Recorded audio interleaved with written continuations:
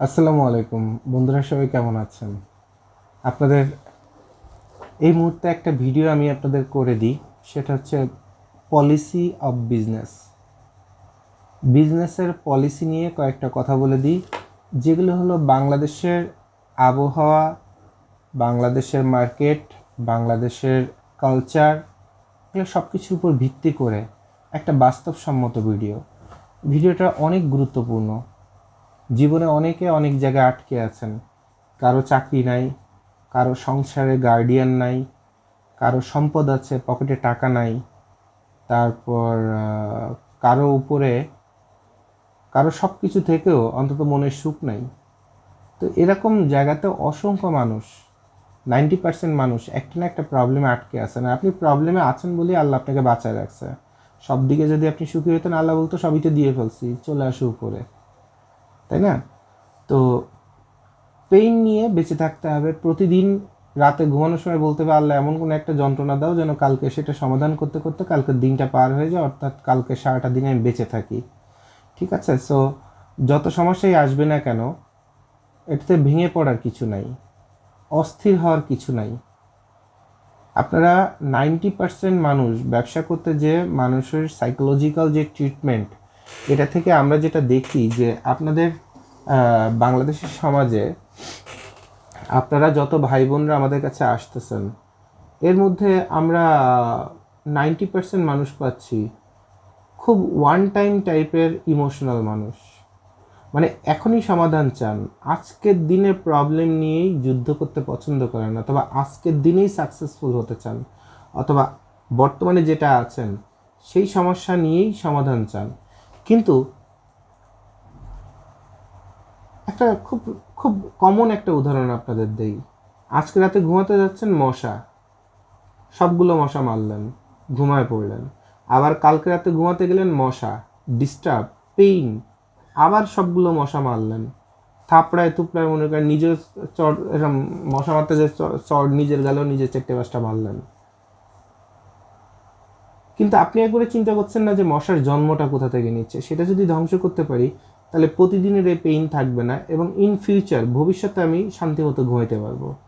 আপনারা সবাই আছেন বর্তমানকে নিয়ে, বর্তমান বর্তমান আর বর্তমান। বর্তমানে রেডিমেড সুখ চাই, রেডিমেড উন্নতি চাই, রেডিমেড টাকা চাই, সব কিছু রেডিমেড চাই।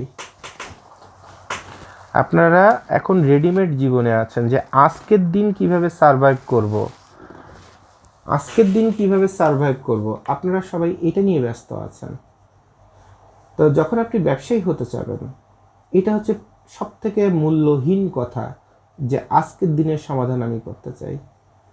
আজকের দিনে আপনাদের জায়গায় যদি আমি থাকতাম, এত ভালো মন্দ, এত ঝড় তুফান, এত বাধা, এত কিছুর পরে আমি তো ব্যবসা আরও সেই ডিসেম্বরের 4 তারিখে শুরু করেছিলাম খানস গ্লোবাল নামে।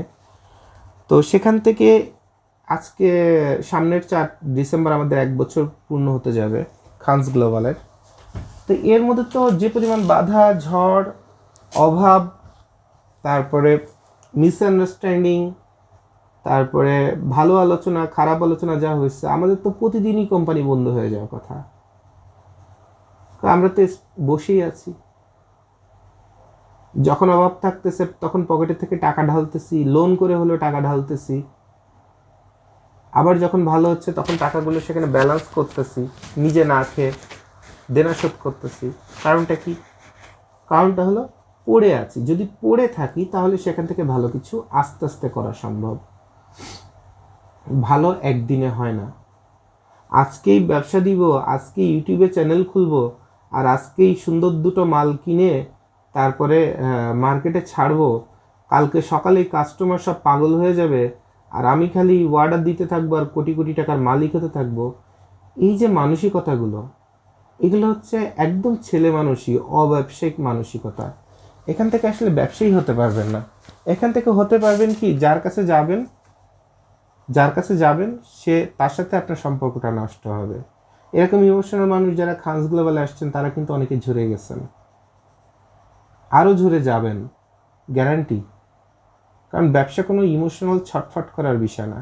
ব্যবসা হচ্ছে ঠান্ডা মাথায় আস্তে আস্তে আস্তে আস্তে এটাকে মূল্যায়ন করে এবং এটা সঠিক খেলা খেলে। যেমন আগে একটা ভিডিওতে বলে দিয়েছি, মোটরসাইকেলে তেল আছে, মোটরসাইকেল আপনার, চাবি আপনার হাতে, স্টার্ট দিলেন, এবার কোথায় কিভাবে আপনি দুলে দুলে স্পিডে অথবা স্লো চালাবেন, কোথায় ব্রেক করবেন, কোথায় ইমার্জেন্সি ব্রেক করবেন, কোথায় ওভারটেক করবেন, সব কিছু আপনার উপরে। মোটরসাইকেল আপনি ভেঙেও ফেলতে পারেন অ্যাক্সিডেন্ট করে, এবং সাথে নিজেকেও ভেঙে ফেলতে পারেন। আর যদি সেফলি সুন্দরভাবে বুঝে শুনে চালান, তাহলে 40 বছর চালাইলেও দেখলেন অ্যাক্সিডেন্ট হয় নাই, অথবা সামান্য টুকটাক ছাড়া, সেটাও দেখবেন বেখেয়ালির কারণে অথবা পথে চলতে অন্য কোনো কারণে। তো ব্যবসা করতে গেলে এরকম পথে চলতে অন্য কারণে টুকটাক স্ক্র্যাচ পড়বেই বাইকে, অথবা আপনার শরীরেও পড়বে, কিন্তু বড় ধরনের অ্যাক্সিডেন্টটা হবে না যদি কিনা আপনার পলিসিগুলো ঠিক থাকে। তো ইমোশনাল যারা আছেন, যেমন অনেকেই চিন্তা করতে পারেন যে ভালো মানের একটা এক্সপোর্টের শার্ট যদি আমি বানাই, মার্কেটে ছাড়ি, 200 পিস বানায় নিয়ে আসলাম, খানস গ্লোবালের ডিলার হলাম, অথবা খানস গ্লোবালের ডিলার না হয়ে খানস গ্লোবালের থেকে যেহেতু মাল নেওয়া যায়, তো খানস গ্লোবালের অর্ডার দিলাম, 200 পিস টি শার্ট অথবা পোলো শার্ট অথবা শার্ট তৈরি করে নিলাম ব্র্যান্ড আকারে, এরপর বিক্রি করব, রাতারাতি ভালো ব্যবসা হবে, সুনাম পাবো, এরপর বুস্ট করব, কত কিছু করব।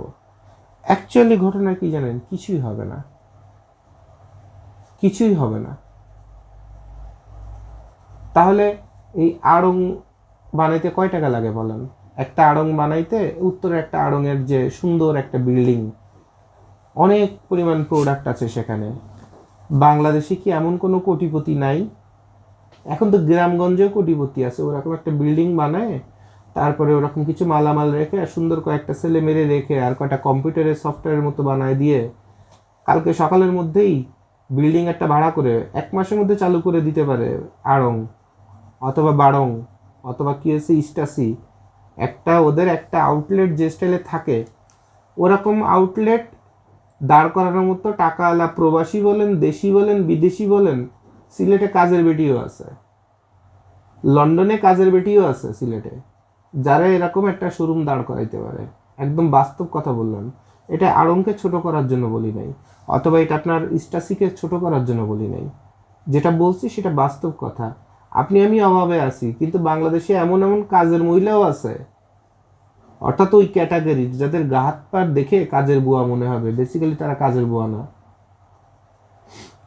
গুলিস্তানে যে দেখবেন রাস্তার পাশে বিক্রি করে কি, ছোট ছোট আয়না, চিরুনি, লুঙ্গি পরে, ফের একটা এরকম বড় পাঞ্চা বাজছে, একটা ফতুয়া পরা, লুঙ্গি পরা, ওই গুলিস্তানে মতিঝিলে 0 পয়েন্টে শাপলা চত্বরের চারপাশে যে দেখবেন নেইল কাটার মেশিন, তারপরে কয়টা বুয়া পাথরের আংটি, মানে শো, তারপরে আপনার কয়টা আয়না, কয়টা চিরুনি, ওয়ান টাইম রেজার, এগুলো নিয়ে রাস্তার পাশে পশ্চা নিয়ে বসছে। আপনি চিন্তা করছেন শালা ভিখারি রাস্তার পাশে বসছে, যাওয়ার সময় পারলে একটা লাথি মারবে না। আমি প্যান্ট শার্ট কোট প্যান্ট পরে অফিসে যাচ্ছি, অফিসে যাওয়ার পথে বাধা তৈরি করতেছে এইসব হকার, এদের ঢাকা শহর থেকে উৎখাত করা উচিত। আপনি আপনার নীতি সার্টিফিকেটের কথা বলছেন, বেতন পান কত? 12,000। ওর লুঙ্গিটা খালি উঁচু করে দেখবেন, ওর লুঙ্গিটা উঁচু করে দেখবেন, খারাপ কিছু দেখতে বলতেছি না, ওর লুঙ্গিটা উঁচু করে দেখবেন, ওর পায়ে যে হুন্ডির ছোট ছোট স্টিকার বাঁধা আছে, কয়শো কোটি টাকার হুন্ডি ওর পায়ের মধ্যে বাঁধা আছে, ওইটা তোর বেশ। ও তো বেসিক্যালি ব্যবসা করে হুন্ডির। আপনি যে ওরে ছোট লোক, তারপরে ওই যে গরিব, তারপরে হকার, তুই তামারি করেন, আপনার মতো 4-5টা না, কয়েকশো বিবিএমবিএ আর ওই ব্লেজার কোটে ওই টাই ধরে বাইন্দে ঝুলে রাখার মতো ক্ষমতা ক্যাশ টাকা ওর আছে। ও যদি পকেটের টাকা যদি ছাড়া শুরু করে, আপনার মতো কয়েকজন এমবিএ ওর পিছনে অল টাইম সার করতে থাকবে, কিন্তু ও তো ওই বেশ ধরলে আর এই ব্যবসাটা করতে পারবে না, যার কারণে ওই বেশি ব্যবসা করে। সে 72 সালে ক্লাস 8 পাস করে এয়ারপোর্টের মধ্যে আপনার কাস্টমসের সিকিউরিটি গার্ড হিসেবে ঢুকছে উত্তরা। এখন তার যে কটা বাড়ি, তার ওয়াইফের খরচ প্রতি রাতে আপনার ওই উত্তরা ক্লাব অমুক ক্লাব ক্লাবে আছে আপনার লক্ষ টাকার উপরে প্রতি রাতের খরচ। তার ছেলে মেয়ে ইংল্যান্ড আমেরিকায় পড়াশুনো করে, বিএমডাব্লিউতে চলে, আর সেও বিএমডাব্লিউতে আইসে জসিমউদ্দিনের মোড়ে নেমে সেখান থেকে সেই এয়ারপোর্টের সেই পুরনো আপনার ওই যে ব্লু কালারের একটা প্যান্ট সাদা সুতো দিয়ে সেলাই করতে করতে করতে করতে ওটা মনে করেন যে ওর আর কিছু নাই, আর সাদা একটা ওই যে শার্ট পরে জসীমউদ্দিনের হাঁটতে হাঁটতে এসে এয়ারপোর্টের কাস্টমসের দারোয়ান হিসেবে দাঁড়ায় থাকে। তো বাইরে থেকে মানুষ দেখে চিনতে পারবেন না কার কাছে কি আছে আর কার কত ক্ষমতা। আপনার পোশাক আশাক আর ওই একটা লেটেস্ট একটা ঘড়ি কিনছেন আর মাথা চিকুন করে একটা জুতো পালিশ করে সকালবেলা ঘরের থেকে একটু পারফিউম দিয়ে বেরিয়েছেন, চিন্তা করেন না আপনি সবচেয়ে স্মার্ট। আপনি দুটো ইংলিশ বলতে পারেন এর অর্থ আপনি স্মার্ট না। আপনি স্মার্ট হয়েছেন, আপনার কেনার ক্ষমতা তো ওই লেভেলের একজন লুঙ্গি পর একজন পান খাওয়া একজন হকারের আছে। আপনার শুধু আপনাকে না, আপনার মতো 14টাকে কেনার ক্ষমতা ওনার আছে। আপনার মতো 14টা যখন মন চায় তখন টাকা দিয়ে কিনতে পারে আবার বেচতে পারে। আপনি কিসের এত দেমাগ দেখান আর এত স্টাইল ফ্যাশন দেখান? একবেলা ভালো একটা হোটেলে গেলে সেলফি তুলে ফেসবুকে দেন 14 বার, ও হোটেল শুদ্ধ তো 4 বার কিনতে পারে। তা আপনার আছে ফুটানি, আপনার স্টেবিলিটি নাই। তো জীবনে উন্নতি করতে গেলে সবার আগে করতে হয় স্টেবল করা। খুব গুরুত্বপূর্ণ, খুব মন দিয়ে কথাগুলো শুনেন। এটা নিজের ঘাড়ে নেবেন না যে জোবাদ ভাই আমাকে ইনসার্ট করতেছে, জোবাদ ভাই শিক্ষাকে অশিক্ষা মনে করতেছে, এরকম ভুল বুঝবেন না। কারণ আপনাদের তো খালি সার্টিফিকেট আলা বিবেক আছে, বিবেক খাটাবেন। বিবেক, আমার ভিডিও দেখতে গেলে বিবেক খাটাবেন। দেখেন আমি আপনাকে বলে দিই কিভাবে আপনার ব্যবসাটা হবে, কিভাবে নিজেকে ব্যবসায়ী বানাইতে হয়। আপনারা বেশিরভাগই আছেন ইমোশনাল, আগে ব্যবসায়ী বানান নিজেকে। নর্মালি হয় কি আপনারা দেখা যায় যেমন আমার এখানেই, ভাইয়া আমি উদ্যোক্তা হতে চাই অথবা আমি চাকরির পাশাপাশি ব্যবসা করতে চাই, ভবিষ্যতে ভালো হলে চাকরি বাকরি ছেড়ে দিয়ে নিজের পায়ে নিজে দাঁড়াবো, এরকম অনেক ইস্যু আসে, কমন যে ইস্যুগুলো। আর মহিলাদের ক্ষেত্রে আসে যে ভাই আমি ডিভোর্স অথবা আমার হাজব্যান্ড নাই, অথবা আমি নিজে কিছু করতে চাই, নারী উদ্যোক্তা হতে চাই, অথবা আমার সবই আছে কিন্তু আমার হাজব্যান্ড খুব কাজের না, কিন্তু আমাকেই পরিশ্রম করতে হয়, আমার মাথার উপরেই সব কিছু। তো আমি আমার আরও ইনকাম বাড়ানোর জন্য কি ব্যবসা করলে ভালো হবে। এখন এটা কনসাল্টিংও দেখা যায় যে কনসাল্টিংয়ের জন্য হলেও আমার কাছে এসে বসে যে জমিত ভাই আমাকে 20 মিনিট সময় দেন, আমাকে একটু আমার লাইফের একটা সমাধান বলে দেন। তা আমরা রিসেন্টলি এরকম অসংখ্য মা বোনদের নিয়ে বসছি। ইভেন তাদের সঙ্গে অর্ধেক কথা বলার পরে যখন দেখছি যে সমস্যাটা অন্য জায়গায় আছে, তখন বলছি যে আপনার পরিবারে যে আছে গার্ডিয়ান, ভাই বলেন, হাজব্যান্ড বলেন, তাদের নিয়ে আসেন, তাদের সামনে রেখে তারপরে আমরা কথা বলবো, যাতে সমস্যাটা তাদের কারণে আপনাদের হচ্ছে। কারণ তারা শুয়ে বেড়ে বেড়াচ্ছে, খালি সারাদিন ঘুমায় থাকবে অথবা দাদা হাতেম তাইয়ের মতো ঘুরে বেড়ে বেড়াবে। কিন্তু সংসারে যে দিনের শেষে সংসার অথবা জীবন হচ্ছে এমন একটা জিনিস যে যখন শুরু করবেন সব কিছু ডিমান্ড কম এবং তখন পাওয়ার অনেক বেশি, শরীরের মনের সব কিছুর শক্তি অনেক বেশি। এরপর আস্তে আস্তে আস্তে আস্তে সংসার আপনাকে এমনভাবে আঁকড়ায় ধরবে, দিন যত যেতে থাকবে তত আপনার শারীরিক এবং মানসিক দুর্বলতা তৈরি হতে থাকবে আর চাহিদার মাত্রা বাড়তে থাকবে। তাহলে আপনাকে এমন একটা কিছু করতে হবে যেখান থেকে শরীর এবং মন এবং কর্মদক্ষতা বয়সের সাথে সাথে যত কমতে থাকে আপনার তৈরি করা জিনিসটাকে ইনকাম যেন ঠিক সেভাবে বাড়তে থাকে।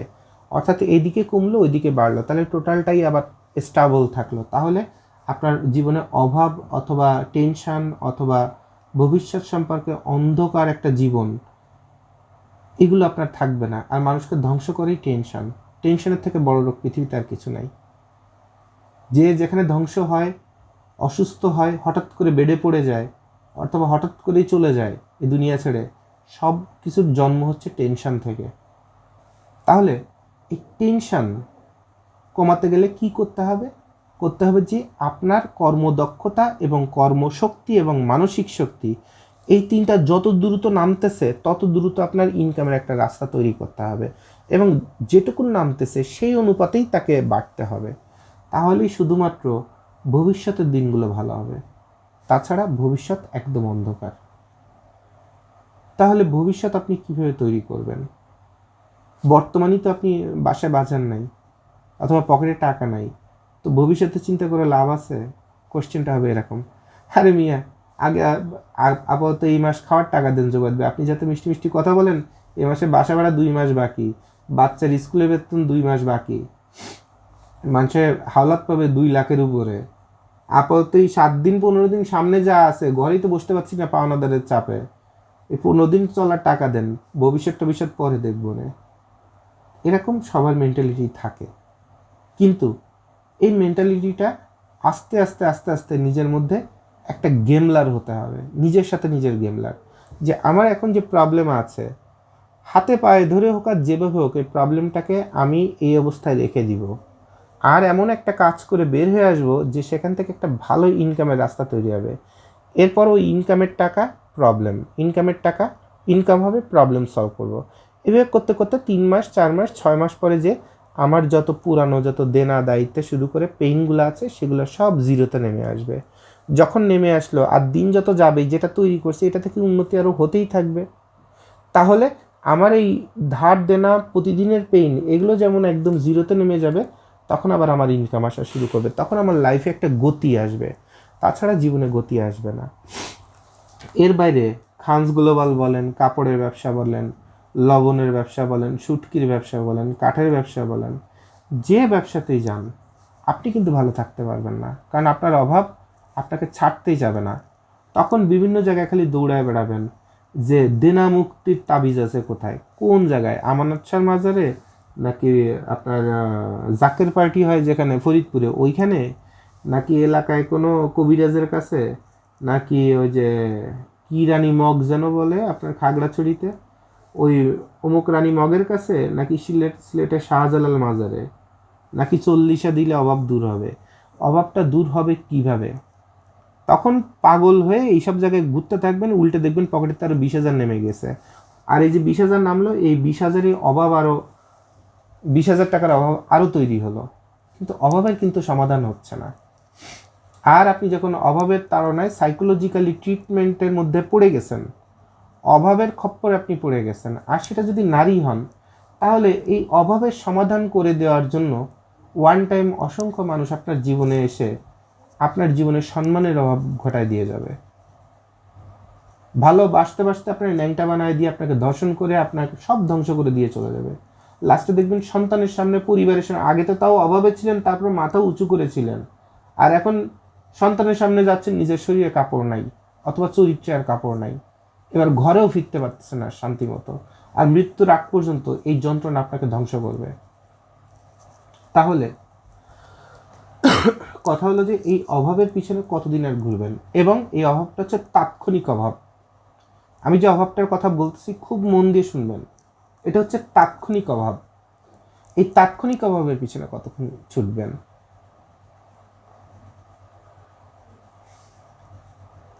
এটাই পাগল করে দিচ্ছে, তাই তো?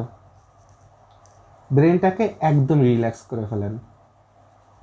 যেখানে যত অভাব আছে, যেমন আমার মনে পড়ে, ছোট্ট একটা উদাহরণ এখানে দিয়ে দিই, যে খুব বাজে একটা উদাহরণ, যদি বোঝার মতো ক্ষমতা থাকে তাহলে মন দিয়ে শুনেন। আমি যখন ইউনিভার্সিটিতে পড়ি তখন 4th সেমিস্টারে, ওই সেমিস্টারে আমার স্টুডেন্টের মারা করলো কি, টাকা পয়সা না দিয়ে চলে গেল। তো ওই সেমিস্টারে আমি তো টিউশনি করি, তখন তো আমি টাকা পেলাম না। তার মধ্যে আমার আবার সবগুলো ইয়েতে সেমিস্টারে আমার স্কলারশিপ ছিল। সো 22,000 টাকা, 22,500 টাকা না 200 টাকা ছিল, সেখানে আমার 15,000 টাকার মতো ভার্সিটিতে দিলে হতো। এখন এই 15,000 টাকার মতো বাকি, না কত 8,000 না কত টাকা সামথিং বাকি পড়লো। আর ওই সেমিস্টারেতে কপালটা আমার এমন খারাপ ছিল, ভার্সিটিতে এত দেনা হয়ে গেছে স্টুডেন্টদের, ওই সেমিস্টারে ভার্সিটি বলে দিল 1 টাকাও যার বাকি আছে তাকে পরীক্ষা দিতে দেওয়া হবে না।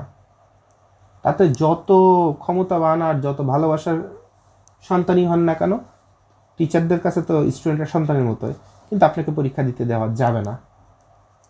এবার বাড়িতে ফোন দিলাম যে টাকা লাগবে, সামান্য বোধ হয় 5,000 না 6,000 টাকা। আমি চাইলে হয়তো বন্ধু বান্ধবের কাছ থেকে নিতে পারতাম, অথবা সামহাউ, কিন্তু ওই সময়টা ওই টিচার, স্টুডেন্টের গার্ডিয়ান, সেও আপনার হাই স্কুলের প্রধান শিক্ষিকা, তারাও টাকা পয়সা না দিয়ে চলে গেল। এখন পড়লাম মহা বিপদে, মানসিকভাবে এত পড়ে গেলাম ওই সময়। তো তখন বাবাকে ফোন দিলাম যে বাবা টাকা লাগবে, বলছে আচ্ছা ঠিক আছে, টাকা সুন্দরবন কুরিয়ারে পাঠিয়ে দিছি। আনফর্চুনেটলি টাকাটা তখন সুন্দরবন কুরিয়ারের মতিঝিল শাখার নিচতলায় যেয়ে টাকাটা নিয়ে আসতে হয়। ওখানে যেয়ে দেখি টাকাটা আসে নাই। তো সারা রাত পড়াশুনো করছি, আমার বন্ধুরা 4th সেমিস্টারে তারা পরীক্ষা দিতে গেল, আর আমি পরীক্ষা দিতে পারলাম না, কারণ আমাকে কোনোভাবে অ্যালাউ করা হলো না। পরে 3 দিন পরে টাকাটা আসছে সুন্দরবন কুরিয়ারে, এবং তারা বলল সরি স্যার, টাকাটা ভুল করে আর এক ব্রাঞ্চে চলে গেছিলো, আমাদের এন্ট্রি করতে সমস্যা ছিল। তাই বলছে আপনার এই একটা সরির মূল্য আমার জীবনের 4টা মাস। বাট এটা তো আর ভার্সিটি তো আর এত কাহিনী শুনবে না, আর সুন্দরবনও এইসব কাহিনী শুনে সরি বলা ছাড়া কোনো সমাধান দিবে না। তো ওই সময় আমি খুব লাক্সারিয়াস একটা ফ্ল্যাট নিয়ে থাকতাম ওই সময়, আর আমার বন্ধু বান্ধব আমার সঙ্গে থাকতো। ফ্ল্যাটের নাম হয়েছিল খানের ম্যাস, মোহাম্মদপুর নূরজাহান রোডে। ভার্সিটিতে কোনো পোলাপানও যদি ক্লাস না করতে বলতে খানের ম্যাসে যে দেখো কম্পিউটারে গেম খেলতেছে বোধ হয়। তো খানের ম্যাস নামে ওই যে যেমন আপনার ব্যাচেলার নাটকে লিটনের ফ্ল্যাট নামে একটা ঘটনা হয়ে গেল, সেটা ছিল নষ্টামিতে। আর খানের ম্যাস ছিল হচ্ছে ফ্রি খাবার আর খালি আনন্দ ফুর্তি, আর প্রতিটা রুমে রুমে নেটওয়ার্কিং করে কম্পিউটার সেট আপ করে দিয়া যে যেখান থেকে আসতো এসে বলতো তাড়াতাড়ি ওটা আমি বসবো গেমে। এরকম একটা চল ছিল ওই সময়। তো পিছনে সুন্দর একটা ব্যালকনি ছিল, তো ওই ব্যালকনিতে বসে আছি, আর তখন থেকে স্মোকিং করার অভ্যাস, তো সিগারেট ধরেছি। তো আনফর্চুনেটলি আমার চোখ দিয়ে মুখ দিয়ে হাউমাউ করে কান্না চলে আসছে। তো আগের দিন রাতে আবার আমাদের এলাকার এক বড় ভাই আমার সাথে খুব আন্তরিকতা না, বাট উনার ঢাকা ইউনিভার্সিটির হোস্টেলে কি একটা গ্যাঞ্জাম ফ্যাসাদ হয়েছে, উনি একটু মাস্তান টাস্তান টাইপের। তো উনি এসে সামহাউ কোনোভাবে শুনতে পারছে এখানে আমাদের এলাকার খুব একটা ভালো ভাই আছে, ওর ওখানে অন্তত এক রাত সেফলি থাকা যাবে। ও আমার বাসায় এসে উঠছে, এসে পরিচয় টরিচয় দিয়ে তারপরে উঠছে। আচ্ছা ঠিক আছে, আমিও এলাকা থেকে তাকে চিনি, ফেসে চিনি। তো দেখেন গল্পটা একটু অপ্রাসঙ্গিক এবং খারাপ দিকে যাবে, মন দিয়ে গল্পটা শুনেন, জীবন বদলায় দিবে।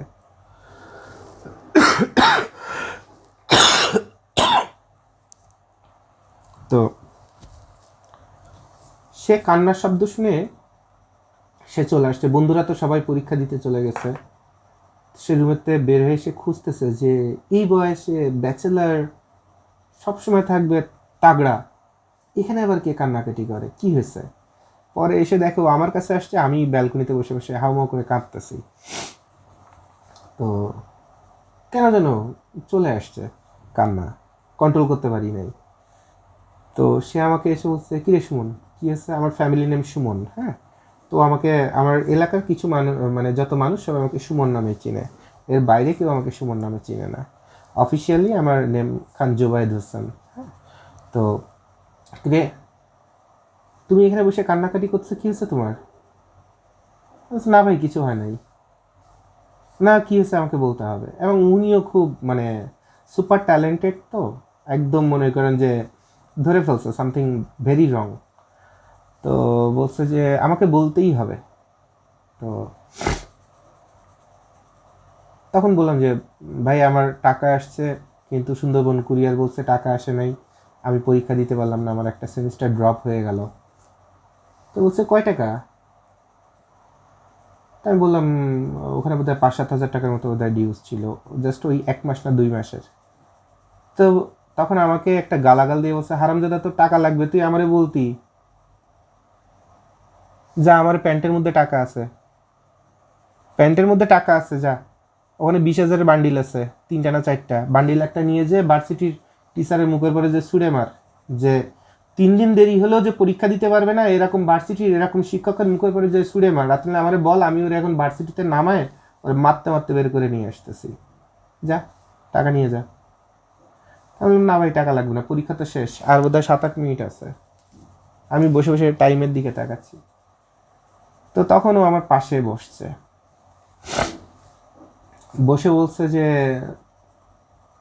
নর্মালি আমাদের সম্পর্ক তো তুমি তুমি, তো তখন উত্তেজিত আমাকে তুই তুই করে বলতেছে। পরে আমাকে বললো দেখো সুমন, আমাদের বাগেরহাটে শিল্পকলা থেকে শুরু করে বিএনসিসি বলো, স্কাউট বলো, যেখানে বলো, তোমার নাম কিন্তু সবাই জানে, আমাকে সবাই চিনে না। বাগেরহাটে তুমি যতদিন ছিলা বাগেরহাটের এমন কোনো মাটির দলা ছিল না যেখানে জানতো না যে বয়েজ স্কুলের অথবা আদর্শ শিশু বিদ্যালয়ের সুমন আসছে, এখান থেকে ফার্স্ট হয়ে যাবে না। যে প্রতিযোগিতায় গেছো তোমার মা তোমারে আর তোমার বোনকে ফার্স্ট বানায় নিয়ে ঘরে আসছে, চ্যাম্পিয়ন বানায় নিয়ে ঘরে আসছে, আর তোমার বাড়ি বাগেরহাট খানমহল, বাগেরহাটে রিক্সা লাগানো দিন মজুরিও বললো ওই বাড়ির কথা বললে একটা সম্মান করে তাকায়। তো দেখো, তোমার বোনের সাথে আমি পড়তাম, তোমার বোন ছিল ক শাখায়, আমি ছিলাম খ শাখায়। তা আমি কিন্তু ফার্স্ট বয়। তুমি হয়তো জানো না, আমার একটাই বোন 2 বছর বড়, বলছে তোমার বড় বোনের ক্লাসমেট হচ্ছেন আমি। আদর্শ শিশু বিদ্যালয়ে পড়েছি, পরে সে গার্লস স্কুলে গিয়েছে, আমি বয়েজ স্কুলে আসছি। তো সরি, উনি বয়েজ স্কুলে যায়নি, ওই আদর্শ শিশু বিদ্যালয় থেকে উনি ডিরেক্ট ক্যাডেটে চলে গেছে। তো বলছে যে যতদিন শিশু বিদ্যালয়ে পড়তাম ততদিন পর্যন্ত আমি ছিলাম ফার্স্ট বয়, এবং যে সেকেন্ড হতো তার থেকে আমার মার্কের ডিফারেন্স থাকতো আকাশ পাতাল পার্থক্য। এত ডিফারেন্স, আমি সবসময় ফার্স্ট হতাম ক্লাসে। এরপর আমি বরিশাল ক্যাডেটে অংশগ্রহণ করছি, চান্স পাইছি। সেখান থেকে ম্যাট্রিকে সেকেন্ড স্ট্যান্ড করেছি, আর ইন্টারমিডিয়েটে যে ফার্স্ট স্ট্যান্ড করেছি। আমার নাম অমুক, আমি নামটা উচ্চারণ করছি না। তো আমি তো আসলে এই জিনিসগুলো জানতাম না। আমি দেখতাম এলাকায় দুষ্ট এক ভাই, সারা দুনিয়ার যত ক্রিকেট খেলা, লাফালাফি, ঝগড়াঝাটি, যা অমুক এলাকায় মারামারি, এগুলো ইনি করে। তো ইনি ঢাকা ভার্সিটিতে থাকে, ওখানে বোধহয় মারামারি টারি করে, ভয়ঙ্কর মানুষ। তো পরে বললো যে আমি এই স্টুডেন্ট। এর মধ্যে আবার একটা ঘটনা হলো, আমরা যে স্যারের সঙ্গে ম্যাট্রিক পরীক্ষার সময় অঙ্ক করতাম, ওই স্যারের বাসার নিচে তলায় ওনারা আবার ভাড়া থাকতেন। তো একদিন আমরা হঠাৎ করে সকালবেলায় খুব গ গ গ গ শব্দ পাচ্ছি, আর হঠাৎ দেখি ফ্লোরের থেকে রক্ত বের হয়ে আসতেছে। তো সাথে সাথে আমরা দৌড়াই, স্যারকে বললাম স্যার এরকম ঘটনা। দৌড়ায় টোড়ায় এসে দেখি যে মেজো ভাই ছোট ভাইকে জবাই দিয়ে সোফার নিচে ঢুকায় রেখে ভাই বাইরে চলে গেছে, বাইরে থেকে তালা মেরে। তো সাথে সাথে তাকে উদ্ধার করে অপারেশন করা হলো, কি করা হলো, আল্লাহর ইচ্ছায় সেই বোনটা বেঁচে আছে, তার সংসার করতেছে, বাচ্চা কাচ্চা আছে, সব আছে। তো এটাই হলো উনার মেজো ভাই আর ছোট ভাই। তো এবার ইনি বলছেন, দেখো আমি বরিশাল ক্যাডেটেতে ফার্স্ট স্ট্যান্ড সেকেন্ড স্ট্যান্ড করার ছেলে, আমার ফিউচার কি ছিল আর আমি কোন লেভেলের talent, do you understand it? তুমি কি এটা ডিজার্ভ করো? বলছি না, আমি এটা ডিজার্ভ করি না। আমার থেকে 1000 গুণ না, কোটি গুণ বিশাল আপনি কোয়ালিটিতে। তা বলছে আমি যখন ইন্টার পাস করছি তখন আমার মা আর এক পুরুষের সাথে সম্পর্ক করে আমার বাবাকে গুলি করে মেরে ফেলছে, বিশাল সম্পদ বের করে নিয়ে গেছে। এরপর এইসবের কারণে আমার 2টা ভাই বোন মিসগাইড হয়ে গেছে, আমি মিসগাইড হয়েছি। আমি হয়েছি ঢাকার আগারগাঁওয়ের বস্তি সব থেকে দুর্ধর্ষ মোস্তান। এখন ঢাকা কলেজ, ঢাকা ইউনিভার্সিটির ভাড়া করা মোস্তান। হোস্টেল দখল করার থেকে শুরু করে যেখানে যা হয় আমাকে টাকা দেয়, আমি সেখানে মুস্তানি করে উদ্ধার করে দিয়ে আসি। আমি বাড়ি যাব ঈদের আগের দিন, টাকা নেই, কোনো সমস্যা নাই। আমি ওই কেসে ব্রিজের পরে ফেরিঘাটে গেছি, কোন একটা কেসে গলায় গামছা দিয়ে পেঁচাইছি, পেঁচায় কেসে 40,000 নিয়ে বাড়ি চলে গেছি, রাজার হালেই পালন করছি। এখন আমার লাইফ হয়েছে এই। আর আমার মা হয়েছে ঢাকা শহরে সব থেকে হায়েস্ট কোয়ালিটির প্রস্টিটিউট, উত্তরায় সে বিশাল লাক্সারিয়াস বাড়ি নিয়ে সেখানে থাকে, তার কাছে সব ভিআইপি যাওয়া আসা। তো আমার বাবা যা রেখে গেছে এরকম ভিআইপি 14টা কিনতে পারি আমি, যদি কিনা আমার বাবার সম্পদ আমি খালি একটু ফসল ফলায় খাই। তা আমার বাবার তো সম্মান অর্থ কোনো কিছুর অভাব ছিল না। এবং সব থেকে গুরুত্বপূর্ণ বিষয় হচ্ছে আমার নানা ছিল ওই অঞ্চলের সবচেয়ে বড় জমিদার, এবং তোমার দাদা ছিল সবচেয়ে বড় জমিদার। এবং তোমার বাবার জন্য বিয়ের প্রথম প্রস্তাবটাই ছিল আমার মায়ের জন্য, আমার নানার পক্ষ থেকে। আমার নানা চাইছিল তোমার দাদার সাথে একটা আত্মীয়তা করতে, এবং সেটা ছিল আমার মাকে কেন্দ্র করে এবং তোমার বাবাকেই কেন্দ্র করে। কারণ তোমার বাবা ছিল তাদের ভাইদের মধ্যে সবথেকে ট্যালেন্টেড এবং লিডারশিপ। আনফর্চুনেটলি তোমার বাবা সেটা অ্যাকসেপ্ট করে নাই, তার অ্যাটিটিউড, যার কারণে বিয়েটা হয় নাই। এত কিছু কি শুনতা, জানছো কোনো দিন? না, আমি তো এগুলো কিছুই জানতাম না। বলছে শুনে দেখো। আজকে দেখেন জীবনের গল্প আপনাদের সামনে বলে দিচ্ছি, খুব বাজে গল্প, যে জীবন কোথা থেকে কোথায় যায় আর মেধা কোথা থেকে কোথায় যায়। তো আজকে আমার মাকে শোধরানোর জন্য আর আমার ভাই বোনকে ভালো রাখার জন্য আমিও আবার নিজে শোধরানোর জন্য মার পা পর্যন্ত ধরে কাঁদছি যে তুমি ঘরে ফিরে আসো। এই যে মোহ, এই যে জীবন, এই যে নষ্টামি, এই যে লাক্সারি, এই যে চাকচিক্য, এটা কোনো জীবন না। আমরা তো ভালো ছিলাম, কোনো কিছুর আমাদের অভাব ছিল না। আমরা 3টা ভাই বোন, 3টা ভাই বোনই ক্লাসে সবসময় ফার্স্ট হতাম। কিসের অভাব ছিল? কিন্তু আমার মায়ের এই যে লাক্সারি, চাকচিক্য, ডিস্কো জীবন পছন্দ, এটাই সব ধ্বংস করে দিল। আমাদের মধ্যে 3টা শিশু ফুলেরও ধ্বংস করে দিল। লাস্টে হতে হতে হতে হতে এমন অবস্থা, 5টা বছর মাকে মা বলে ডাকতে পারি না, কারণ আমি তো জানি আমার মা একজন প্রস্টিটিউট, তাকে মা বলে কিভাবে ডাকবো। কিন্তু যখন দেখি মা না ডেকেও থাকতে পারতেছি না, মার জন্য খারাপ লাগছে, তখন মাকে যে 3 ভাই বোন মিলে হাত পা ধরছি, তারপরও মা ওখান থেকে ফিরবে না, সে এখনো মোহের মধ্যে আছে। তখন বাকি ছোট ছোট 2টো ভাই বোনের সামনে, মার সামনে 40,000 টাকার বান্ডিল বিছানা পরে ছুড়ে দিয়ে বললাম যে তোমার রেট তো 20,000 টাকা, আমি তোমাকে ডাবল দিচ্ছি, যদি শুইতেই হয় ঘরে চলে এসে আমার সাথে শোও। আমি সন্তান হয়ে বলতেছি, আমার সঙ্গে শোও। তারপরও আমাদের জীবনটা ধ্বংস করো না। এরপরেও আমার মা ঘরে ফেরে নাই বলে, এখন সরি, আসলে it's a reality of life, sorry. তো যাই হোক, এইটা হচ্ছে একজনের সন্তানের জীবন দিয়ে বলা গল্প। তো এরপরে সে আমাকে বলছে, হারামজাদা 5,000-6,000 টাকার জন্য বসে কাঁদতেছে। আমি আমার মার জন্য কাঁদতেছি 5টা বছর, আর তুই 5,000 টাকার জন্য কাঁদতেছিস, তাও আবার তুই আমার ভাই হয়ে, এলাকার ভাই হয়ে। তো থাপড়াইতে তার কান গরম করে দেওয়া উচিত হারামজাদা বলে আমার 2টা গালাগালি দিল। তা আমি ওর কথা শুনতে শুনতে আমার কান্না টান্না থেমে টেমে আমি যে কোথায় চলে গেলাম, কোন একটা দুনিয়া চলে গেলাম, আই ডোন্ট নো। এটাই ছিল আমার জীবনের প্রথম একটা মেন্টাল ধাক্কা এবং সাইকোলজিক্যাল ট্রিটমেন্ট। এরপরে বলে তোর গার্লফ্রেন্ড আছে? না রে ভাই। তো কয় যে গার্লফ্রেন্ড নাই, তো জীবনে কি করছিস? শোন, গার্লফ্রেন্ড আর টাকা, এই 2টা জিনিস সবসময় চিন্তা করবি ট্রেনের বগির মতো, আসতে থাকবে যাইতে থাকবে। তুই পুরুষ মানুষ হয়ে বেঁচে থাকবি, আর জীবনে কখনো চিন্তা করবি না এইটা নাই, কোনটা 5 দিন পরে থাকবে না, সেটা এখনই ব্যবস্থা করে নিবি, প্রয়োজনে অর্জন করে নিবি, মেধা দিয়ে হোক, শক্তি দিয়ে হোক, আর ক্ষমতা খাটায় হোক। বাট ভবিষ্যতে কি থাকবে না, সেটা ব্যবস্থা এখনই করে নিবি। বলতে বলতে ওখান থেকে আমার মাথাটাতে 2টা হাত লাগে, পোলাপান পিয়ানো পোলাপান ঢাকা শহরে আসছে কিসের জন্য বলে সে গোসল টোসল করে তারপরে সে তার মতো করে চলে গেল। আমার পুরা মাইন্ড টাইন্ড সব কিছু চেঞ্জ করে দিল। আর একটা ধাক্কা আমাকে দিয়েছিল জীবনের শুরুতে, যখন সারা রাত ফিজিক্স, কেমিস্ট্রি, ইংলিশ, ম্যাথ পড়ে চাকরি করতে গেছি। প্রথম ইন্টারভিউ বোর্ডে আমাকে বলছে, ঢোকার পরে তার নামটা উচ্চারণ করবো না, কারণ সারা বাংলাদেশ না, সারা পৃথিবী তাকে চিনে। এরকম বিশিষ্ট সমাজের জ্ঞানী, গুণী এবং একজন ভদ্রলোক। তার কোম্পানিতে চাকরি করা মানে বাংলাদেশে ওই কোম্পানিতে চাকরি করা মনেই হচ্ছে একটা ব্র্যান্ডে পরিণত হয়ে যাওয়া। তো আমি ইন্টারভিউয়ের জন্য ঢুকছি, এককভাবে ইন্টারভিউ। জীবনে বোধহয় আমার একটাই ইন্টারভিউ ছিল, তারপরের থেকে জীবনে আর কোনোদিন আমি কখনোই ইন্টারভিউ দেইনি। মানুষ আমাকে ডেকে নিয়ে গেছে, কিন্তু আমি কখনো ইন্টারভিউ দেইনি। যে স্যালারি পাই তার ডাবল স্যালারি দিয়ে উল্টারে রিকোয়েস্ট করে উঠাই নিয়ে গেছে যে আমার এখানে চাকরি করতেই হবে, আমি ইন্টারভিউ দিইনি। ওই একটাই ছিল জীবনে ইন্টারভিউ।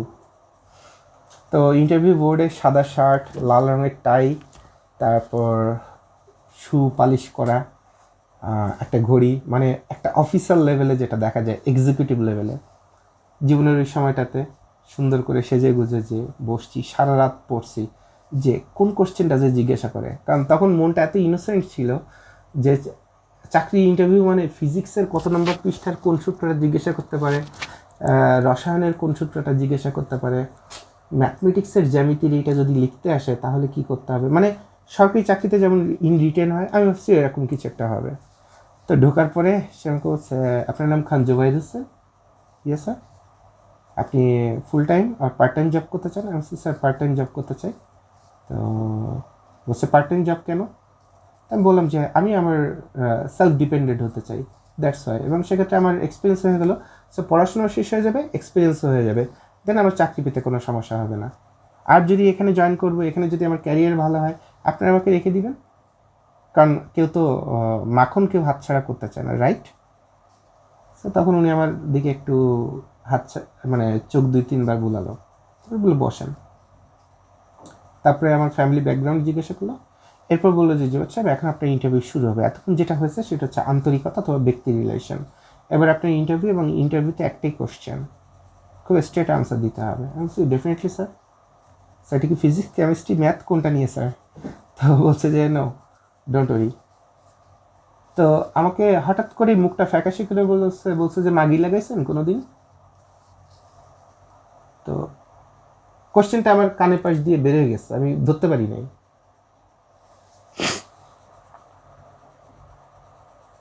আমি বললাম স্যার এক্সকিউজ মি স্যার। বলছে যে গার্লফ্রেন্ড নাই, 2-4টা প্রাইভেট ইউনিভার্সিটিতে পড়েন, দেখতে মাশাল্লাহ সুন্দর টুন্দর আছেন, স্মার্ট আছেন, গার্লফ্রেন্ড নাই? Sorry sir. তো হচ্ছে কারোর সাথে শোন নাই, কাপড় খোলান নাই? থার্ড কোশ্চেন তার। আমি চুপ করে আছি, কি উত্তর দিব? পরপর 2-3 বার করে নো বললাম, তারপর সেই নেগেটিভ অ্যাপ্রোচে কথা বলে যাচ্ছে এবং নিকৃষ্টভাবে কথা বলে যাচ্ছে। What should I answer? আমি জানি না আনসারটা আমার কী, কারণ আমি যে প্রিপারেশন নিয়ে, মানসিকভাবে যে উদ্দীপনা নিয়ে ফিজিক্স, কেমিস্ট্রি আর ইংলিশ গ্রামার, বাংলা গ্রামার নিয়ে গেছি, সেখানে এই কোশ্চেন শুনে আমার আসলে ব্রেনে আর কোনো কিছু কাজ করতেছে না। আমি পুরো হতবল যে চাকরি করতে আসছি, এটা কি কোশ্চেন অথবা কোথায় কি, আমি বেসিক্যালি এত কিছু তখন আমার, সত্যি কথা, তখন আমার ব্রেনেই কাজ করতেছে না যে স্যার এটা কী বলতেছে, আর কোন লেভেলের মানুষ, কে কী বলছে, এটা কি উনি বলতেছে নাকি জিন পরি ভূতে এসে বলতেছে, কে কী বলতেছে, আমি কিছু বুঝে উঠতে পারতেছি না। তো তখন উনি আমাকে বললেন যে জুবাইদ, আপনি আমার ছেলের বয়সী, অথবা ধরেন ছোট ভাইয়ের বয়সী,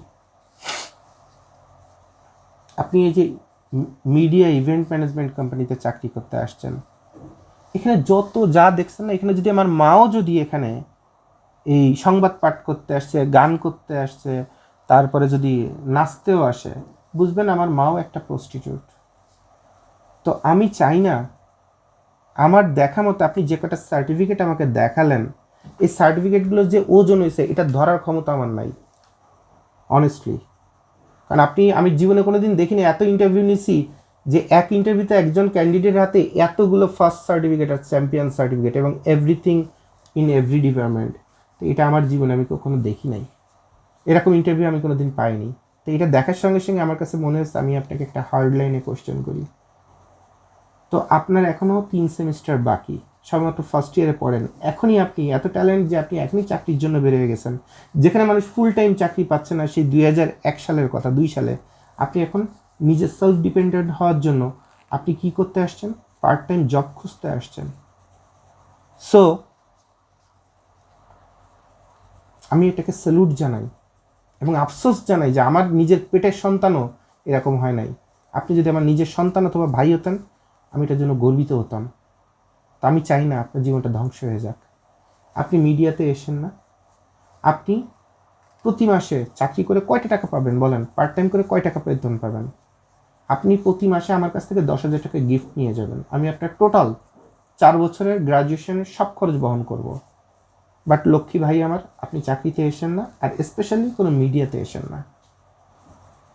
তা আমি তখন বললাম যে স্যার আমাকে কাজের সুযোগ দেন, আমি খুব ভালোভাবে জানি কেমনে চোখ দিয়ে বেচতে হয়, কেমনে চোখ দিয়ে কিনতে হয়। আমার চোখ ঈগলের থেকে খারাপ, শার্কের থেকে খারাপ। আমি যেটা করতে পারবো, আমি জানি আপনার এখানে কে কে আসে, কে কে যায়। আমি আপনার এখানে ইন্টারভিউ দিতে আসছি এর অর্থেই না যে আমি ব্র্যান্ড নিউ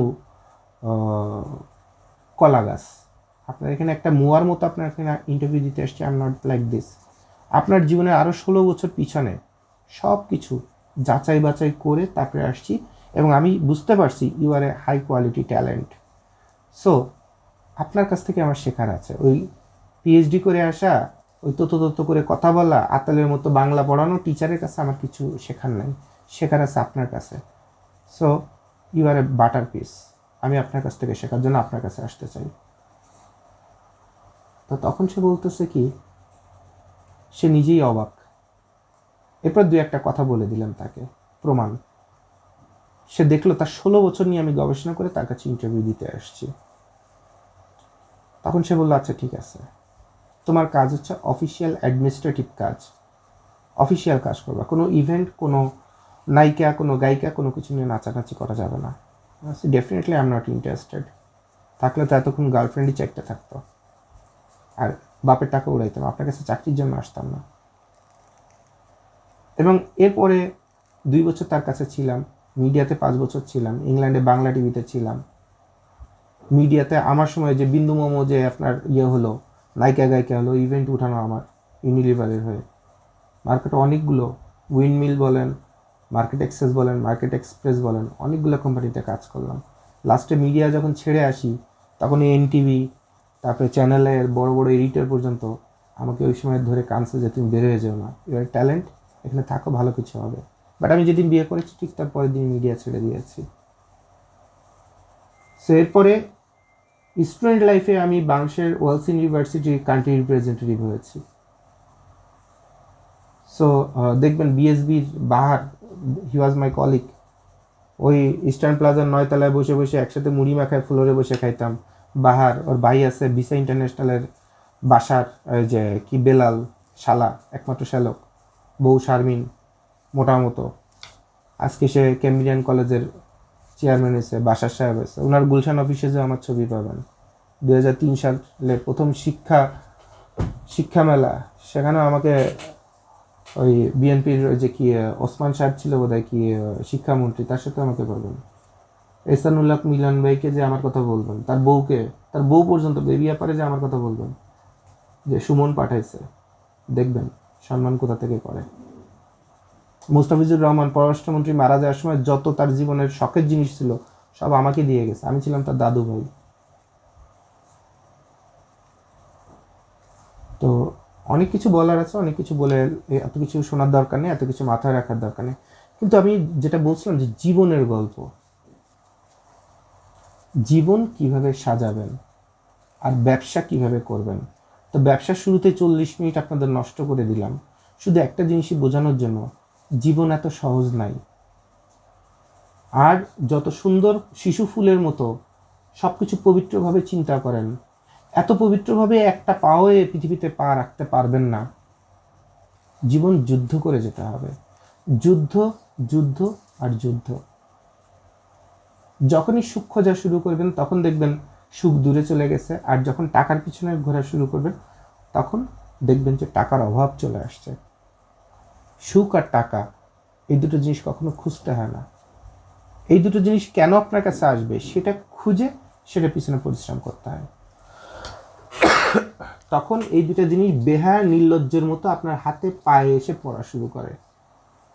আর যখন এদের পিছনে ঘুরবেন তখন হচ্ছে চিলের পিছনে ঘোরার মতো। তাহলে আমরা আমি অনেক বড় রিয়েল লাইফের বাস্তব কিছু কথা বলতে যে ব্যবসা কিভাবে করতে হয় অথবা কিভাবে ব্যবসা শুরু করতে হয় সেই জায়গা থেকে অনেক দূরে চলে গেছি। তো আমি আপনাদের এখন শর্টকাটে সেটা বলে দিই। আমি আবার একটু ক্ষমা চেয়ে নিচ্ছি ব্যক্তিগত অসংখ্য গল্প করার জন্য, যেটা আসলে এত সময় দিয়ে একটা ইউটিউব ভিডিওতে বসে থাকা আর একটা হিন্দি ছবি শেষ করার মতো ঘটনা ঘটে যায়।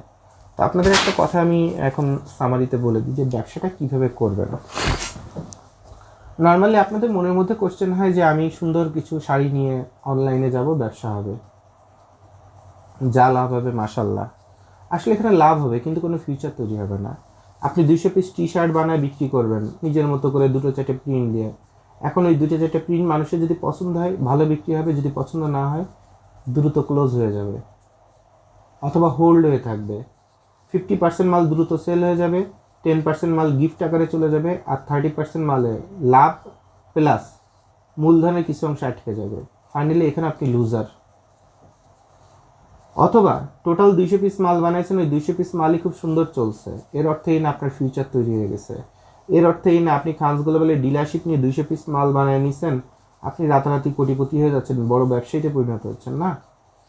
অথবা ডিলারশিপ না নিয়েও কাজ করছেন না। আবার আপনি খানস গ্লোবালের ডিলার হইলেন, খালি মাল নেবেন, খালি বেচবেন না, কিছুই হতে পারবেন না। অনেস্টলি কিচ্ছু হতে পারবেন না, কারণ আপনার মনের মধ্যে খালি ইমোশনটা আছে, আপনার মনের মধ্যে প্রফেশনাল অ্যাটিটিউডটা নাই। আর যে কোনো জায়গায় রাতারাতি অথবা ভালো কিছু হতে গেলে গেমলার হতে হয়, ভালোভাবে ফুটবল খেলার বল বানানো জানতে হয়, তারপরেই গোলটা নিশ্চিত হয়।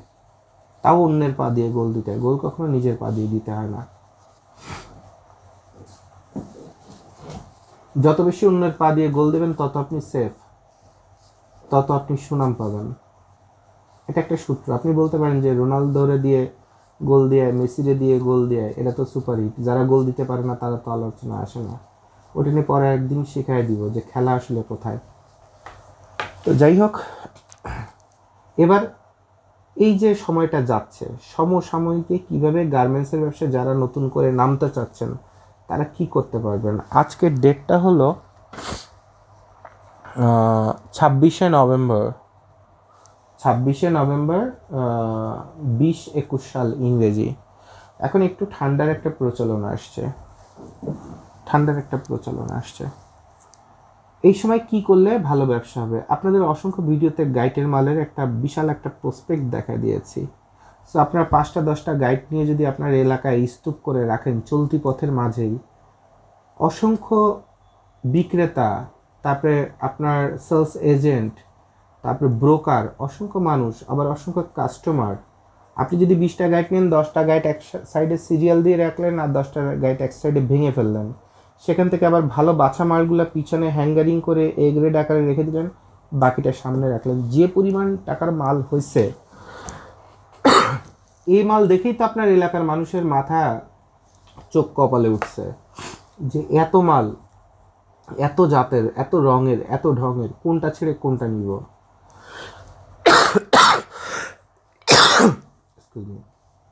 কোনটা ছেড়ে কোনটা নিব,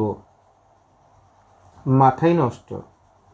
কাস্টমারকে ডেকে আপনার অফিসে আনতে হচ্ছে না। এবার আপনার এলাকায় বিশাল তোলপাড় পড়ে গেছে যে ইনি গ্যাটের মাল আনা শুরু করছে, ইনি এটার ব্যবসা হোলসেল দেওয়া শুরু করছে, ইনার কাছ থেকে মাল নিয়ে অনলাইনে ব্যবসা করা যাবে, আবার ইনার কাছ থেকে মাল নিয়ে আমার শোরুমে রেখেও ভালো দামে বিক্রি করা যাবে, আবার ইনার কাছ থেকে কম দামে মাল পাওয়া যাবে আমার বাচ্চার জন্য, আত্মীয়ের জন্য।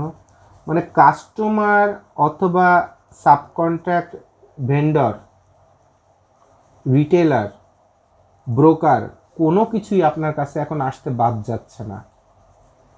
আসতে দেন, আপনি মার্কিং করার দরকার নেই, আপনার প্রচার প্রসার দরকার নেই। আপনি তো চলতি রাস্তা করে একটা ভাঙাচোরা দোকান নিয়ে খালি সামনে একটা থাই গ্লাস দিয়ে বেশি করে আলো মেরে দিয়েছেন, রাস্তা থেকে যেই যাচ্ছে তার চোখ আপনার এই মালের দিকে। 2-4টে গাড়ি বাইরে রাস্তার কাছে রাখেন দরকার, আর 2-4টে মাল বাইরের দিকে ঝুলায় রাখেন, দেখেন কাস্টমার কিভাবে ঘুরে ঘুরে আসে। আর সেটা যদি হাই স্কুল, কলেজিয়েট অনেক স্কুল আছে, প্রাইমারি সহ হাই স্কুল, অথবা কলেজ অ্যাটাস্টেড, অথবা আপনার কলেজ ভার্সিটির পাশে মাল নিয়ে এখানে ফেলে রাখেন, ডিপ দিয়ে ফেলে রাখেন, অভাব নাই। এই 4 মাসে যা কামাই হবে আগামী 1 বছর না 2 বছরের ইনকাম আসবে।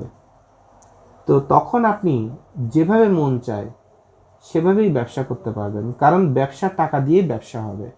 আর এখন আপনাদের মেন্টালিটি এমন, যদি রাস্তার পাশে মফস্বলে আপনাকে 1 কোটি টাকা দেওয়া হয় যে আপনি ভালো থাকেন এই কথা বলে, ব্যবসার জন্য না, আপনাকে বলা হলো এই 5 কাঠা জমি অথবা 10 কাঠা জমি আপনাকে দিলাম আর 1 কোটি টাকা আপনাকে দিলাম, আপনি কি করবেন করেন, নিজের মতো করে ভালো থাকেন। আপনাকে সব দাবি দেওয়া মুক্ত করে আপনাকে এই টাকাটা দিলাম আর এই জমিটা দিলেন, আপনি কি করবেন জানেন? আপনারা এখন যারা ব্যবসার পিছনে ঘুরতেছেন সবার আগে চিন্তা করবেন যে এই টাকা একবার যদি নষ্ট হয়ে যায় তাহলে তো পাইতাম না, আর এই জমি যদি একবার নষ্ট হয়ে যায় তাহলেও পাইতাম না। তাহলে সবার আগে এই জমিতে বাপ মারও শখ ছিল, সারা জীবনে নিজের একটা শখ ছিল। আবার জুবাইদ ভাই বলে রিয়েল এস্টেট মানে পৃথিবীর সব থেকে একমাত্র আপনার পরিচয়, পৃথিবীর সব থেকে গুরুত্বপূর্ণ সম্পদ হচ্ছে রিয়েল, যার নাম হচ্ছে রিয়েল, তাকেই বলা হয় রিয়েল এস্টেট। তাহলে আমার এই 10 কাঠা জমির উপরে সুন্দর করে একটা দোতলা ডুপ্লেক্স বাড়ি বানাবো, সারা জীবন কামাই করে তো এটা পাবো না, তাহলে এইটাই বাড়ি বানাবো, থাকবো, খাবো, মাশাল্লাহ, জীবন চলে যাবে। এরপরে আবার যখন আপনার ঘরে ঢোকার সাথে সাথে বউ পরিবার সবাই যে বলবেন, ডাকডোল পিটাবে যে 1 কোটি টাকা নিয়ে আসছে, আর 10 কাঠা জমি, তখন আপনার শ্বশুরবাড়ির দাওয়াত বেড়ে যাবে, অমুক জায়গায় কার্টিসি বেড়ে যাবে, আপনার বউয়ের কিছুক্ষণ পরপর শরীরে চুলকাবে, একটু নিউ মার্কেট চলে, একটু নিউ মার্কেট চলে, জীবনে কোনো দিন তো একটা ডায়মন্ডের নাকফুল কিনে দিলে না। এরপর বাচ্চারা, বাবা কখন পার্কে নিয়ে যাবে, হ বাবা কালকেই যাব। এবার আগে রিক্সায় কেন হাইটেও চলতেন, আর এখন মাইক্রোতে ছাড়া চলতে পারতেছেন না। দেখেন হাসতে হাসতে কীভাবে ধ্বংস হয়ে যাবেন। 1 কোটি টাকা আর একটা 10 কাঠার একটা জমি, রাস্তা অ্যাটাস্টেড। এরপর লাস্টে যে চিন্তা করবেন, তাহলে ওই 20 লাখ 50 লাখ দেখতে দেখতে নাই হয়ে যাবে। এরপর হাওলাত দিবেন, এরপর 10 টাকা, আগে যেখানে 2 টাকা দান করতেন এবার দান করবেন 100 টাকা, 500 টাকা, করতে করতে করতে করতে দেখবেন যে কখন যে 60 লাখ নাই হয়ে গেছে, আর থাকবে 40 লাখ। এই 40 লাখে যখন বাড়ির কাজ শুরু করবেন, বাড়ির কাজ উঠতে 6 মাস লাগবে, তার মধ্যে টাকা থাকবে 20 লাখ, আর 20 লাখ টাকাও বড় বড় বাজার করে খাইতে খাইতে আর মনের শখ পূরণ করতে করতে শেষ হয়ে যাবে। এবার লাস্টে জমি আছে 10 লাখ 10 কাঠা, আর বাড়ি হয়েছে 20 লাখ টাকায়, তাও মনে করেন যে রং ঠিক মতো দিতে পারেন নাই, লোহা দিয়ে দরজা বানায় দিয়েছেন, আর এরপরে আর বেঁচে থাকার মতো ক্যাশ ক্যাপিটাল আর হাতে নাই। এরপর আপনি যে দেউলিয়া সে দেউলিয়া। 99% মানুষের জীবনে এটা হয়। আর মেয়েদের ক্ষেত্রে 99% তো হয়ই, পুরুষদের ক্ষেত্রে 95% অথবা 90%ই হয়। আর মেয়ে মানুষ যদি হয় তাহলে 99% এটাই হয়। যার কারণে তো তাদের কামাই করার মতো যোগ্য ভালো স্বামী থাকা অবস্থায়ও তারা কোনো সম্পদ করতে পারে না, খালি মনের শখ মিটায়। আর জামাই যদি মরে যায় অথবা যদি ডিভোর্স হয়, তাহলে মনে করেন যে কয়দিন বাপের বাড়ি, সেখান থেকে ভাই বোনের লাঠি চড় খেয়ে এরপর রাস্তায় রাস্তায়। না পারে সংসারে নিজের দুর্বলতার কথা বলতে, না পারে অভাবের জন্য পেট খুলে দেখাইতে যে দেখে এই পেটে কোনো খাবার নাই, কারণ ওই পেট খুলে দেখালে তো খাবারের পরিবর্তে মানুষ দর্শন করে চলে যাবে, ওই পেটে অন্য কিছু দিয়ে যাবে, হারাম কিছু দিয়ে যাবে, খাবার দিয়ে যাবে না। যাবেনটা কই? তাহলে আপনাকে বুঝতে হবে যে রিয়েল লাইফ, নিজের জীবন নিজের, এবং যতক্ষণ আপনার আছে ততক্ষণ দুনিয়ায় সবাই আপনার সাথে আছে। আপনার নাই, আপনার জুতো মুছতেও কারো কোনো কাজে লাগবে না, আপনার মারও লাগবে না। আপনার বড় ভাই যদি বেশি বেশি বাজারঘাট করে আপনার মারে খাওয়ার আপনি যদি দিতে না পারেন, তাহলে সে হবে সুসন্তান আর আপনি হবেন কুলাঙ্গার। আপনার নিজের জন্মদাতা মা আপনার কুলাঙ্গার বলে গালাগাল দিচ্ছে। তা কিসের মা, কিসের বাপ, কিসের ভাই, কিসের বোন, কিসের বউ, পীড়িত করার টাইম কারোর সাথে নাই। আপনার আছে মানে দুনিয়ার সবাই আপনার আছে। আপনার নাই, পৃথিবীতে কেউ আপনার নাই। তাহলে সবার আগে নিজেরটা বোঝেন। আল্লাহ নিজেই বলে দিছে ইয়ানফসি ইয়ানফসি ইয়ানফসি, একালে পরকালে। তাহলে এত পীড়িত করে লাভ আছে, মায়ার সংসার করে এত কিছু লাভ আছে? গিভ অ্যান্ড টেকের মধ্যে জীবন নিয়ে আসেন। কি দিবা, কি নিবা, কি দেব, কি পাবো। নিজেকে শক্ত করেন, নিজের মনের থেকে ইমোশন বাদ দেন, নিজের পায়ে নিজে দাঁড়ান। নারী হন পুরুষ হন যে বয়সেরই হন না কেন, নিজের জীবন নিজে তৈরি করেন। তাহলে আপনারা তাহলে এরকম একটা ডুপ্লেক্স বাড়ি বানায় থাকতেন, যেটার মূল্য লাস্টে হলো 20 লাখ টাকা। হ্যাঁ, আর এই বাড়ি বানানোর পরে এবার বাড়ির উপরে যেটা পানির ট্যাঙ্কি বসাবেন, ওই ট্যাঙ্কি বসানোর টাকাও নেই, অথবা কিছু মোটর নষ্ট গেলে মোটর সারার টাকাও নেই। কারণ আপনি তো ভুল করে ফেলছেন, শখ মিটায় ফেলছেন। শখ কখনো মিটাইতে হয় না, শখ শখের জায়গায় রাখতে হয়। আমাকে যদি আপনি ওই 10 কাঠা জমি আর 1 কোটি টাকা দেন, আমি সবার আগে নিজের মনে করেন ব্যস্ত করে ফেলবো, সবার আগে বউয়ের সাথে গ্যাঞ্জাম বাঁধাবো, তার সাথে নাটক করবো যে পকেটে 20 খাট টাকা নাই, এরপরে গ্যাঞ্জাম ফ্যাসাদ বাঁধাবো। যদি গ্যাঞ্জাম ফ্যাসাদ আল্লাহর ইচ্ছা ভালো বাঁধাইতে পারি, আর রাগ করে যদি বাপের বাড়ি যায়, তাহলে 1 মাসে আমার কি পরিমাণ টাকা সেভ হয়ে যাবে। আর এই টাকা পাইছি এই কথা শুনে যে পরিমাণ খরচ করতো, ওই যাদের চারে না পয়সা, এই ইমোশনাল তাং পাং ঢং করে নষ্ট করবে না, প্লাস আমার সময়টাও নষ্ট করবে না কাজের। এবার মনে করেন বাপের বাড়ি পাঠায় দিয়ে আমি কি করব?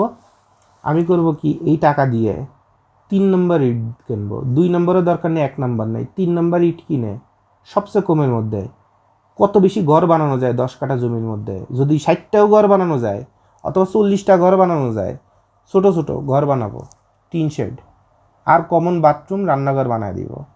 এবার ভাড়া দিয়ে দিব, 40টা করে 40,000 আসুক, 6 মাস পরে তো সেখানে 50,000 আসবে, ভাড়া বাড়বে না? 2 বছর পরে যে সেটা 80,000-এ আসবে, 3 বছর 5 বছর পরে যে সেটা কি এসে 1.5 লাখ আসবে, দিন যত যেতে থাকবে বাড়তে থাকবে। তাহলে ওই যে একটা কথা বলছিলাম না যে আজকের এই মুহূর্তে আপনি আছেন দেনায়, এখনই আপনি পাগল হয়ে যাচ্ছেন, কালকে তো পরের কথা। আর কালকে যে আপনার অবস্থা আরও খারাপ, আরও দেনা, মানে খালি খারাপ আর দেনা, খারাপ আর দেনা, খারাপ আর দেনা। আর আমি কি করলাম, ঠিক এই পজিশনে এসে এখান থেকে অল্টারনেট একটা রাস্তা তৈরি করলাম ইনকামের। আর এই দেনা পেইনের জায়গায় রাখলাম যে পেইন তুই আরও বেশি 10 গুণ হ, তোর মতো আমার দেখার টাইম নেই, পেইন তুই শ্বশুরবাড়ি চলে যা কিছু দিনের জন্য। আর আমি এই রাস্তাটা তৈরি করলাম ইনকামের, যে দিন যত বাড়বে ইনকাম তত বেশি আসতে থাকবে। এটা আমি একটা জমির উদাহরণ অথবা বাড়ির উদাহরণ দিয়ে বলতেছি, এটা ব্যবসার ক্ষেত্রে হতে পারে, যে কোনো একটা প্রোডাক্টিভ জায়গা থেকে হতে পারে। আমি আপনাদের জমিটা দিয়ে বলতেছি। তো এখান থেকে আমার ইনকামটা বাড়তেছে, যেটা শূন্য থেকে শুরু হয়ে উঠে আসলো। আর আমার পেইনটাকে কিছুদিনের জন্য থামায় রাখলাম, প্রয়োজনে বেশি করে পানি খেয়ে বেলটা টাইট করে বাঁধলাম যাতে ক্ষুধা না লাগে, কারণ পানির থেকে অন্য কিছু খাইতে গেলে তো টাকা বেশি লাগতেছে। আমি সবার আগে এই 40টা ঘর বানায় উঠলাম। এবার 1 মাস পরে 40টা ঘরের থেকে টাকা আসতেছে, আর আমি ওইখান থেকে 40,000 টাকা পাচ্ছি। 5,000 বউরে হাত খরচ পাঠালাম, প্রথমে পাঠালাম, বউ তো শ্বশুরবাড়ি চলে গেছে, পারলে ডিভোর্স দেওয়ার মতো অবস্থা, সিপারেশন। এবার বাচ্চাদের নামে 5,000 পাঠালাম, বাপের বাড়ি যেহেতু 1 মাস পরে যে খানা বন্ধ হয়ে যাবে, শ্বশুরে তো মনে করেন যে চেঁচা দিবে যে ভালোইতেছিলি, আমার এই জায়গায় শেষ বয়সে শিখিয়েছে প্যারা দিচ্ছস, বাচ্চাদেরও দাবি থাকবে, তখন বাচ্চাদের 5,000 পাঠালাম, আর মন একটু নরম হইলো, আবার পরের মাসে 5,000 পাঠালাম, আর একটু নরম হইলো, কারণ এবার তো আমি টাকা পাচ্ছি, 40,000 পাচ্ছি, 5,000 নিজের রাখছি, 5,000 বাচ্চারে দিচ্ছি, 10,000 শেষ, আর 30,000 দেনা শোধ করলাম। এবার দেনাও কমা শুরু করছে, তখন ওই টাকা যখন পায়, হ ভাই ঠিক আছে, ওই বিপদে ছিলেন তো, ঠিক আছে ভাই দিয়ে দিয়েন, আর ওই 30,000 দিয়েছেন আর 20,000 পাবো ভাই দিয়ে দিয়েন, আচ্ছা ঠিক আছে ভাই দিয়ে দেবো। পরের মাসে আবার 20,000 দিয়ে দিলাম, ও সহ্য গেল, ও বলতে পারলো না যে আমি মেরে দূরে খাইছি, ও বুঝলো যে আমি কষ্টে ছিলাম বলে দিতে পারি নাই। সব কিছু কিন্তু সুন্দর। আবার আমি টাকা মেরে পালায় যে বেইমানও হইলাম না, আবার এবার বাচ্চাদের টাকা দিচ্ছি, এবার বউয়ের মন গলতেছে, আবার মনে করেন 5,000-এর জায়গায় 7,000 দিলাম 3 মাস পরে, এবার বউ খেয়েছে বাত না পেয়ে আবার জামাইয়ের বাসায়, ঠিক আছে সংসার করি, কারণ এবার তো আমার সম্পদ হয়েছে, এবার আমি আদাত ছিটাচ্ছি, এবার বউ তো দূরের কথা, বউয়ের সাথে বেশ্যাও আসবে, কারণ আদাত ছিটালে ঘুঘুর অভাব নাই। তাহলে যে মানুষগুলো আপনার বিপদে ছিল না, সেটা আপনার বউ কেন মা বলেন যেই বলেন, ওই সময় সে উল্টার আপনাকে পেইন দিচ্ছিল। তো এগুলো সবই হচ্ছে আপনার এই দুনিয়ার প্রতিটা মানুষই হচ্ছে আপনার মধু খাওয়া পাবলিক। ওই বউ মা ছেলে মেয়ে এত কিছু দেখার টাইম নাই, দেখার বিষয় আপনার যখন আসছে সে অনুযায়ী আদার দিচ্ছেন, সে অনুযায়ী সেই পাবলিক আপনার কাছে আসতেছে, ভেসে হোক আর উড়ে হোক আর বাতাসে হোক আসতেছে। আর এইটাই বাস্তব দুনিয়া। তাহলে আমি আমার দেনা শোধ করতেছি, ফিক্সড অ্যাসেট তৈরি করলাম, আর এরপরে সেখানে ইনকামও বাড়তেছে, দিন যত যতই ইনকাম আসছে, এবার আমার সুখ শান্তি সব ফিরে আসছে। কিন্তু শুরুতেই টাকাটা নিয়ে যদি ঘরে যে বউরে করতাম 1 কোটি পাইছি, এরা 10 কাঠা জমি পাইছি, তোমার দোয়ায় আল্লাহ শুনছে, হ্যাঁ তুমি আমার জন্য লক্ষ্মী বউ, গুড লাক বউ, তা লক্ষ্মী তো পাশার মধ্যে দিয়ে সব বেড়ায় যেত, উল্টে আরও দেনাদায়িক হয়ে যেতাম, আর শেষ বয়স যত হচ্ছে ফকিন্নির মতো। আর এখন আমি খালি 2 মাস 3 মাস 4 মাসের জন্য চোখে পোল্টি দিয়ে আগে নিজের রাস্তাটা তৈরি করে ফেললাম, আয়ের রাস্তাটা তৈরি করে ফেললাম, ব্যালেন্স করে ফেললাম। এবার যে আমি আবার হাত খুলে সবারই ইনকামের থেকে দিচ্ছি, এবার কিন্তু ওই মূলধনের থেকে দিচ্ছি না, এবার ইনকাম হচ্ছে, ইনকামের তো সবাইরে দিচ্ছি, সবাই সন্তুষ্ট। এবার সবাই জোবায়েদ ভাইয়ের মতো ভালো মানুষ কেউ নাই, বাচ্চা বলছে আমার বাবার চেয়ে ভালো কেউ নাই, বউতে বলছে আমার চেয়ে যোগ্য স্বামী পৃথিবীতে আর নাই। কিন্তু 6 মাস আগে যখন বের করে দিছিলাম টাং পাং করার জন্য, তখন কিন্তু কইছিল আমার মতো অমান্য জানোয়ার ছোট লোকের সাথে সংসার করা যায় না, এসছে রাস্তার কুত্তার সাথে সংসার করা যায়, কিন্তু এরকম পুরুষের সাথে সংসার করা যায় না, এটা বলেই কিন্তু বাসাতে বের হয়ে গেছিল। আর এখন যখন টাকা দিছি তখন মনে করেন যে হাত পাও সব কিছু মালিশ করাতে শুরু করে চাইতেও দিতে পারে। বউ বলেন, বোন বলেন, মা বলেন, ভাই বলেন, বাপ বলেন, পৃথিবীতে সব মানুষই এরকম। তাহলে সবার আগে আপনাকে প্রফেশনাল হতে হবে, নিজের প্রপার্টি বাড়াইতে হবে, এবং যখন আপনি কোনো অপরচুনিটি পাবেন ওই অপরচুনিটি ঢাকঢোল না পিটায় ওইটাকে কত দ্রুত আর্নিং সোর্সে শিফট করা যায় সেদিকে আপনাকে যেতে হবে। আর এর বাইরে যেটাই আপনি করতে যাবেন সেখানে আপনি ধরা খাবেন। সেটা আপনার ভবিষ্যৎ ধ্বংস করবে, সেটা আপনার মূলধন ধ্বংস করবে, সেটা আপনার ওয়ার্কিং ক্যাপিটাল ধ্বংস করবে, সেটা আপনার স্কোপ অফ অপরচুনিটি মানে ভবিষ্যতে ভালো কিছু করার মতো শক্তি, সেই শক্তিটাকে ধ্বংস করে দিবে। তাহলে আশা করি অসংখ্য পচা পচা কথা বললাম, খারাপ খারাপ কথা বললাম, হয়তো অনেকে ভুলও বুঝতে পারেন যে মা সম্পর্কে খারাপ বলছে। যাদের বোঝার ক্যাপাসিটি কম, শুধু সার্টিফিকেট আছে, তারা বলবেন হ্যাঁ মা সম্পর্কে খারাপ কথা বললো, বউকে নিয়ে একটা খারাপ কথা বললো, বোনকে নিয়ে একটা খারাপ কথা বললো, সন্তানকে নিয়ে একটা খারাপ কথা বললো। বেসিক্যালি বোঝার ক্যাপাসিটি যদি না থাকেন যে আমি নিজেকে সাকসেসফুল করার জন্য কোন গেমটা কোথায় খেলে সবাইকে নিয়ে এখন ভালো আছি, সেটুকুন বোঝার ক্যাপাসিটি যদি না থাকে দেখা যাবে আপনারা যা মন চায় তাই কমেন্টস করবেন। আর যদি বোঝার ক্যাপাসিটি থাকে থ্যাংক ইউ দেওয়ার দরকার নেই, মনে মনে শিখে নেন, মনে মনে শিখে নেন, শিখে নিজে ঠান্ডা মাথায় চোখ বন্ধ করে চিন্তা করেন জোয়াদ ভাই শিখাই দিলটা কি, এবার খেলা আমি খেলবো। ওস্তাদে 2 লাইন শিখাই দিছে, এবার 10 লাইন খেলা আমি খেলবো। এবার নিজের জীবন নিজে তৈরি করেন। আর যদি ভালো থাকতে পারেন আপনাকে স্যালুট জানাই। খানসগুলো বলে আসার দরকার নেই, এখান থেকে মাল নেওয়ার দরকার নেই, জোবাদ ভাইকে এসে থ্যাংক ইউ বলার দরকার নেই। শুধু আপনি ভালো থাকেন, আপনার ছোট্ট 2টো সন্তান অথবা একটা সন্তান ফুলের মতো ওর জীবনটা সুন্দর হোক, এইটুকুন আমি দোয়া করি। আর গাইটের মাল, শীতের সময় গাইটের মাল ব্যবসাটা হচ্ছে এমন একটা ব্যবসা যে ব্যবসাটা করলে যেমন দ্রুত একটা পরিচিতি চলে আসে, কাস্টমারের একটা জায়গা চেনা হয়ে যায়, আবার সুন্দরী সুন্দরী ভাবিরাও যেমন আসে, আবার কাস্টমারও আসে, আর ফাও খরচ করার মতো কাস্টমারও আসে।